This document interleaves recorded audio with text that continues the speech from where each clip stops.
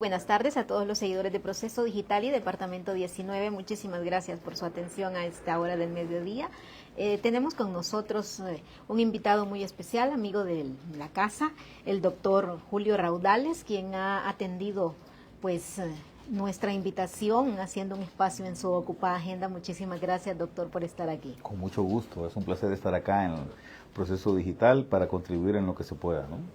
Gracias, doctor. Hay muchísimos temas en el ámbito político, pero quisiéramos que de entrada, así como a grandes rasgos, nos diga usted cómo visualiza la macroeconomía del país en este año ya 2024. Bueno, la macroeconomía se puede abordar de dos perspectivas. La primera es de corto plazo, que es en general como la mayoría de la gente que habla en los medios de estos elementos la trata de visualizar, pero también es muy importante verla en el largo plazo, ¿verdad? Y cuál es la tendencia que tiene, porque eso nos dice mucho de qué es lo que puede suceder de aquí en adelante si no se hacen cambios. Así es que comienzo hablando del corto plazo. Hay que recordar que Honduras firmó un acuerdo con el Fondo Monetario Internacional hace ya 6 meses y que pues el acuerdo fue bastante positivo para el país en el sentido de que nunca en la historia el fondo le había apostado tanto a Honduras en términos de que en 3 años se puedan consolidar algunos de los problemas o algunas de las metas que pueden revertir los problemas que se tienen. En este caso, la energía, que es un tema clave, es el sector que más situaciones adversas le está generando al país, ya que la empresa de energía, que es un monopolio, ya sabemos, la NE, que volvió a ser totalmente pública a partir de el 2022, sigue generando muchas pérdidas, ¿no? Entonces la idea de este acuerdo era en principio pues tratar de que esas pérdidas se empezaran a disminuir hasta que la empresa se convierta pues en el mediano plazo en una empresa más rentable y que le dé un adecuado servicio al país. Entonces ese es el primer elemento. Hasta ahora pues tenemos 6 meses, se está buscando que las cosas cambien y que ya la empresa deje de generarle tanta pérdida al fisco hondureño, que es quien al final tiene que pagar estas pérdidas, ¿no? Entonces, en resumidas cuentas, lo que se busca es que ese dinero que pagamos los hondureños de impuestos, no de tarifas energéticas, sino de impuestos, no siga sirviendo para financiar las pérdidas de esta empresa de energía. El otro elemento importante pues es el tema del control en los precios, la mejora en la estabilidad de la moneda. Hasta ahora pues esperemos que el país pueda ganar algo de competitividad, ya que ha perdido mucho, ¿no? Las exportaciones hondureñas en los últimos 3 o 4 años han empezado a caer mucho y esta coyuntura no es favorable para el país, ¿verdad? Entonces, si no tenemos ingresos de divisas, de dólares especialmente, debido a exportaciones, sino que las divisas únicamente vienen por las remesas, esto no le da sostenibilidad de mediano plazo a la economía y tiende a ser un riesgo. Entonces, en la primera revisión que se haga, de acuerdo con el fondo, se van a evaluar mucho estos dos elementos, ¿verdad? Ya el tema de la inflación está bastante más controlado y el tema del gasto público versus los ingresos fiscales pues también aparentemente están caminando relativamente bien, ¿no? Hay que recordar que se acusa incluso al gobierno de no ejecutar su presupuesto, pero en términos macroeconómicos hay que reconocer que esto le da cierta estabilidad. Ahora, desde una perspectiva más analítica, no es correcto que el presupuesto no se ejecute. Sí resulta preocupante que los gastos sobrepasen tanto a los ingresos del país porque lo único que avisora esto es que va a haber una mayor cantidad de deuda para el futuro, ¿no? Y esto no deja de ser preocupante. Entonces ese es el primer elemento macroeconómico que tiene que ver más con el corto plazo. Todavía estamos pendientes de saber qué va a suceder en la revisión que se haga del acuerdo con el Fondo Monetario Internacional, Vamos a esperar, no creo que venga ahora en marzo la misión, aunque es posible, pero no la han anunciado todavía, así que probablemente va a venir hasta después de Semana Santa, ¿no? Si esa revisión, pues Honduras la pasa positivamente, cumple con los criterios tanto cuantitativos como de políticas, entonces va a continuar el país recibiendo el apoyo del Fondo Monetario Internacional, y eso pues puede avisorar que un comportamiento de mediano plazo, de corto plazo, es positivo para Honduras. Luego en el largo plazo sí resulta muy preocupante el hecho de que hay ciertas medidas de política que se están tomando que no ayudan mucho, como es el caso de la salida del CIADI para el país, lo cual genera mucho riesgo para los temas de inversión, sobre todo la inversión extranjera directa, ¿verdad? Y sobre todo la inversión corporativa en el país. Claro, probablemente el gobierno tomó esta decisión pensando en que las alternativas para Honduras no son malas, hay que esperar, ¿verdad? Hay que recordar que se está negociando un tratado de libre comercio con la República Popular China, y esto podría generarle algunos beneficios a Honduras. No creo, porque los chinos no lo acostumbran, y yo conozco cómo se maneja esto de parte de la República Popular China, que vaya a haber algún tratamiento preferencial para Honduras de parte de China, ¿verdad? Como por ejemplo sucedía en los años 60 y 70 y 80 de parte del gobierno de los Estados Unidos, ¿no? Que tenía un tratamiento preferencial para estos países de la cuenca del Caribe. Eso generalmente no sucede con los chinos. Nunca le han dado un tratamiento preferencial, por ejemplo, a los africanos o a los países del sudoeste asiático, etcétera, ¿no? Entonces, lo que sí puede haber son buenas oportunidades. Yo sí tengo buenas expectativas en lo que puede pasar con China, pero ¿Podríamos ver relocalización de empresas chinas, doctor? podría ser, pero hay que esperar a ver qué es lo que nos dice, qué es lo que nos anuncian cuando se termine de negociar esto, ¿no?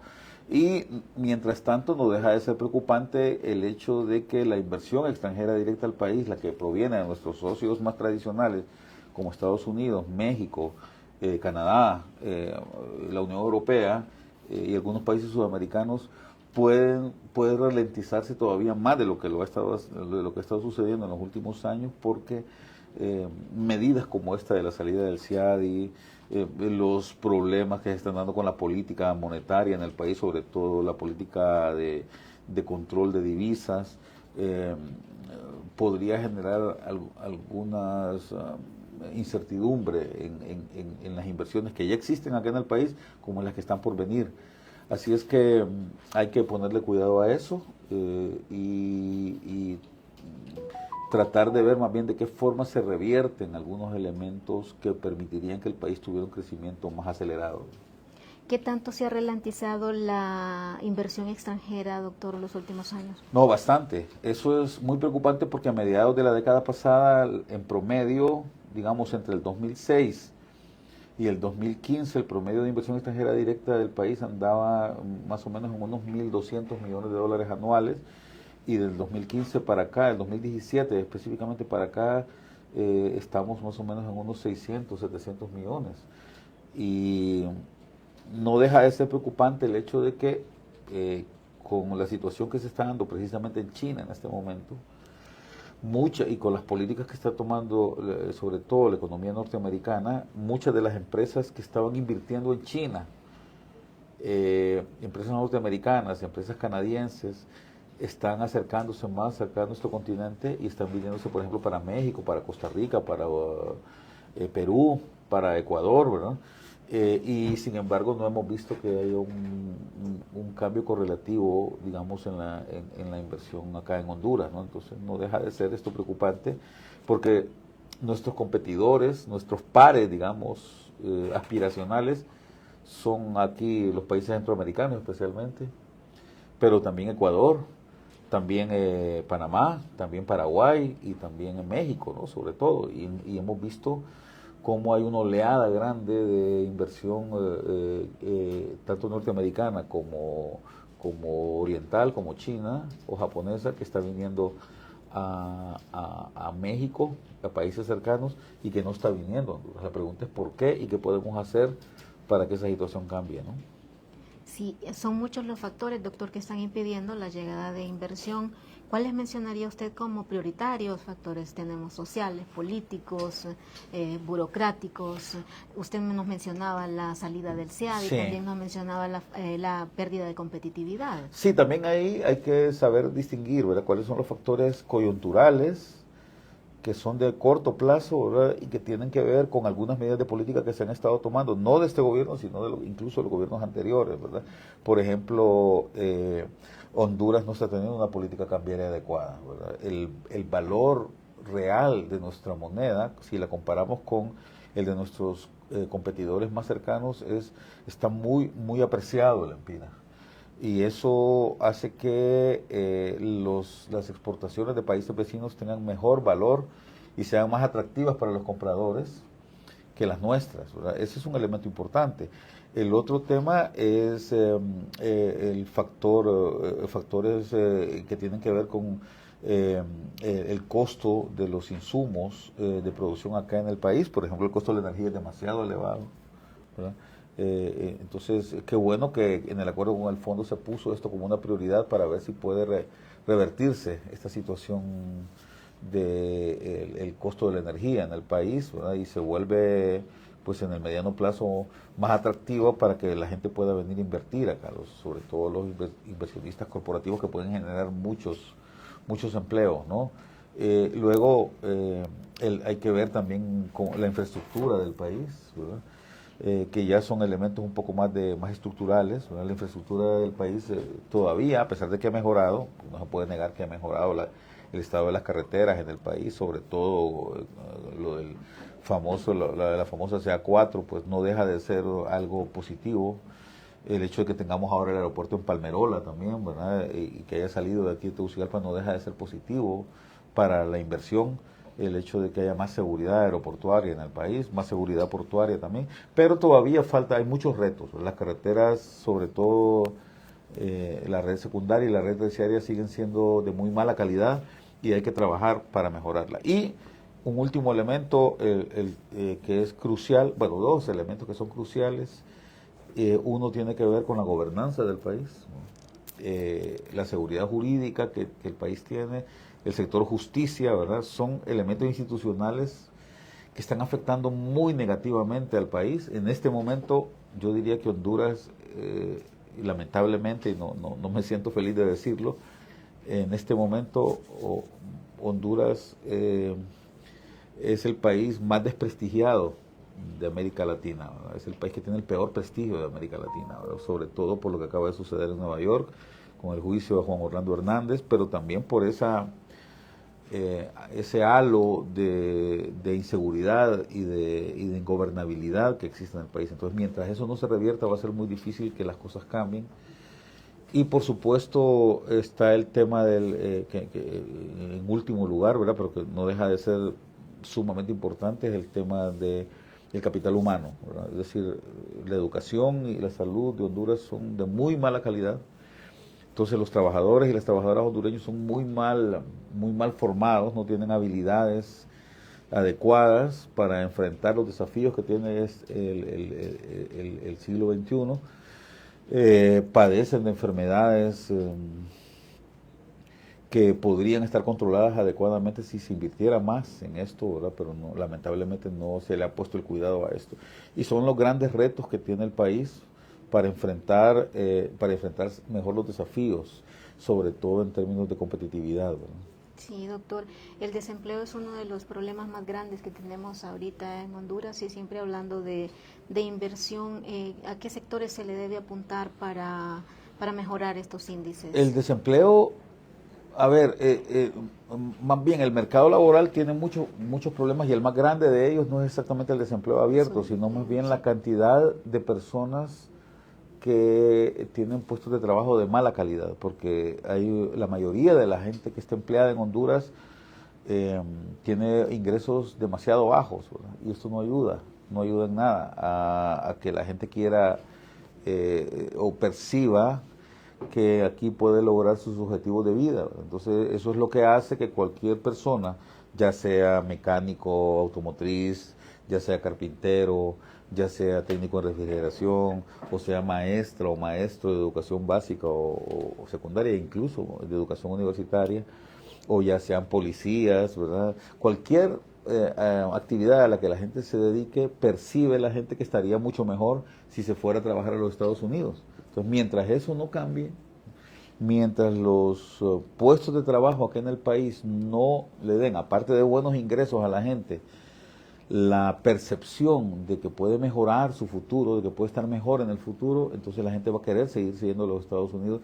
Y ese es el gran problema del mercado laboral acá en Honduras, ¿verdad? Entonces, cualquier persona en el país, o con muy raras excepciones, ¿verdad?, percibe que estaría mejor si se fuera a trabajar a los Estados Unidos, aunque sea de obrero, ¿no? Entonces, que allá podría vivir mucho mejor, que sus hijos estarían mejor, y eso es para mí el mayor problema laboral que tiene el país. Pero bueno, más allá de eso, yo creo que el país tiene que apuntarle a tratar de percibir inversión en sectores para los cuales tienen mayores ventajas competitivas.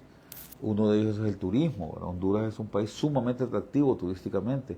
Lamentablemente ni el capital humano que se dedica a ese tema está recibiendo la capacitación adecuada, ni se están tratando de forma también correcta los, digamos, los elementos que pueden ayudar a desarrollar este sector. Por ejemplo, la industria hotelera está muy deprimida en el país, ¿verdad?, sobre todo para recibir extranjeros. Y hay un elemento importantísimo que se me había olvidado mencionar y que tiene que ver con la parte macro también, y es el tema de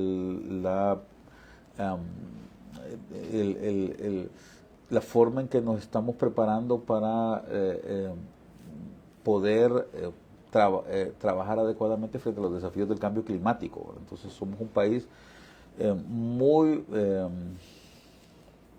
vulnerable a los problemas ambientales, a los problemas climáticos, y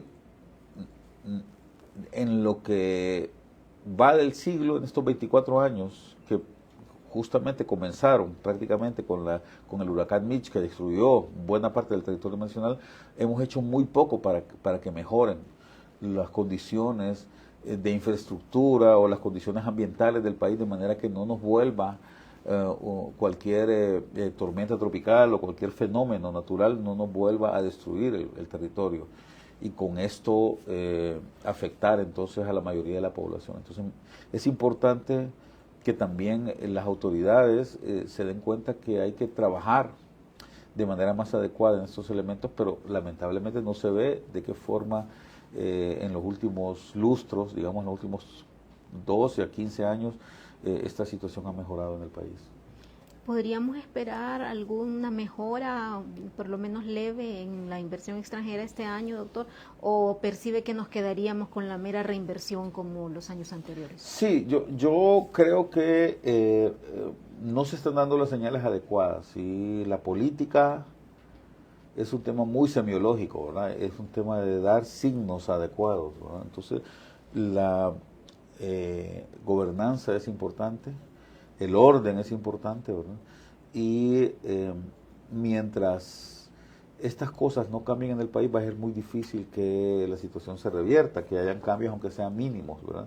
Podría haber coyunturalmente alguna mejora de unos cuantos millones de más inversión en el país, porque eso suele suceder, ¿verdad?, sobre todo en un tercer año porque el ciclo político es muy importante en esto.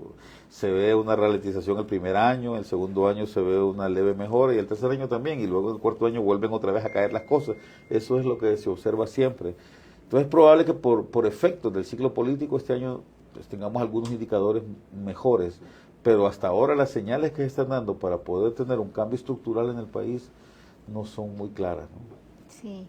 Doctor, y este tema de la restricción de dólares, ¿cómo lo está viendo usted? Muchos colegas suyos dicen que es una mala política del Banco Central. Lo que sucede, hay que entender por qué, ¿verdad? El Banco Central no hizo este cambio solo porque se le antojó. Hay que examinar cuál es la razón que está detrás de esto. Creo que algunas señales que se dieron originalmente con el cambio de gobierno generaron alguna incertidumbre en las personas, y eso sumado al hecho de que las tasas de interés externas están por encima de la interna, es decir, las tasas de interés internacionales subieron mucho, y entonces eso genera una situación que se llama arbitraje, ¿verdad? Yo tengo dinero acá en Honduras, entonces quiero convertir mi dinero en dólares porque en este momento me conviene más invertir afuera porque la tasa de interés está más elevada. Entonces empezaron a salir muchos dólares del país. Empezó a haber lo que se conoce con el nombre común corriente de fuga de capitales, ¿verdad? La gente empezó a convertir su dinero en dólares, ¿verdad? Sus lempiras en dólares. ¿Por qué? Porque la tasa de interés en dólares en el extranjero estaba más alta que la interna de Honduras. Entonces, si yo tenía mi dinero acá y yo recibía una tasa de interés del 8, 9%, 10%, 12% en mis tenencias de lempiras, pero resulta que en dólares allá en Estados Unidos o en Guatemala o en El Salvador me están pagando una tasa de interés del 7, 8%, más el riesgo cambiario, eso hace que sea más o sea, yo le sumo a ese 7%, le sumo un 4 o 5% de riesgo cambiario, ¿verdad? Entonces quiere decir que me sale más rentable tener mi dinero afuera, en Guatemala, en El Salvador, o en México, o en Estados Unidos, que tenerlo aquí en Honduras. Eso empezó a suceder, entonces el banco comenzó a restringir las ventas de dólares para evitar que la gente se estuviera yendo. Y eso de alguna manera ha afectado a los inversionistas, sobre todo a los que venden productos importados acá en el país. Hay que recordar que una buena parte de los productos que nosotros consumimos forzosamente son importados. La gasolina, pues no tenemos gasolina en el país, los teléfonos celulares, ¿verdad? La tecnología en general no se produce acá en el país. Entonces hay un gran componente de lo que nosotros consumimos acá en Honduras o que usamos para invertir que es extranjero, y le ha generado muchos problemas entonces a estas personas esta medida que el banco tomó. Hay que esperar a que la situación cambie, ¿verdad? Ya se está moderando el tema de las tasas de interés internacionales, ¿verdad? Y han empezado a bajar. Esperemos también que Honduras empiece a subir sus tasas internas, ¿verdad? Para que se equilibren, y con esto entonces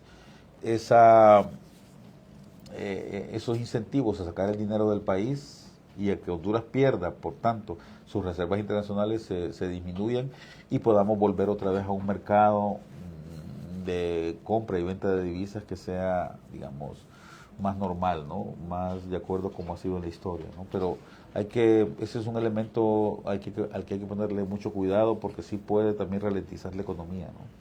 Y crea incertidumbre, ¿no? Sí, En el porque la gente mercado al final no sabe. Creo que lo que se ha dado en estos meses es una suerte, sí, de burbuja, ¿verdad? Porque la gente no sabe qué hacer, anda viendo dónde consigue dólares, se está incentivando los mercados paralelos, ¿verdad? Y esto al final afecta mucho al país, ¿no?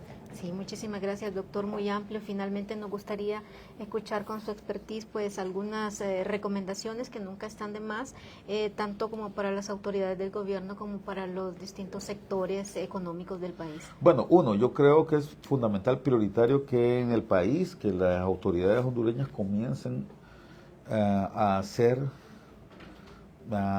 desarrollar de manera explícita, y yo diría incluso muy agresiva, un programa de mejora de la imagen del país, ¿verdad? La imagen del país está muy deteriorada por todo lo que está sucediendo. Hay que recordar que los colombianos tuvieron una situación similar hace 30 años y comenzaron a revertirla, ¿verdad? Después de los escándalos de Pablo Escobar Gaviria y todo aquello que sucedió con los carteles de Cali, del puerto y de Medellín, el gobierno de Colombia explícitamente, ¿verdad? Explícitamente empezó a desarrollar un programa de mejora en la imagen de Colombia, ¿verdad? Y eso cambió, y ahora la imagen de Colombia es muy distinta a la imagen que había hace 20, 30 años, ¿no? Entonces, Honduras puede empezar a hacer una situación igual, ¿verdad? Hay que tratar de trabajar en eso. Luego hay que tratar de mejorar el tema de acceso a la justicia aquí en el país. Yo creo que no podemos negar que se están haciendo algunos esfuerzos, pero es importante dar las señales adecuadas, de nada sirve que la Fiscalía esté haciendo un intento ahora por tratar de mejorar todo este tema del acceso a la justicia y que la Corte Suprema también, si se están dando señales equívocas por otro lado, por ejemplo lo que hizo la presidenta de la Corte Suprema de Justicia con ese tema de las rotaciones, ¿verdad? Y todo esto, es decir, no ayuda mucho, ¿no? Repito, la política es cuestión de señales, y si se dan malas señales, aunque se haga un buen trabajo, no se va a mejorar. Entonces, creo que son dos cosas que es importante hacer en el cortísimo plazo para tratar de revertir la situación adversa por la que estamos pasando, ¿no? Bien. Muchísimas gracias, doctor, por habernos acompañado aquí en Proceso Digital. A todos nuestros seguidores les invitamos a seguir informándose en nuestra plataforma y en todas nuestras redes sociales. Buenas tardes.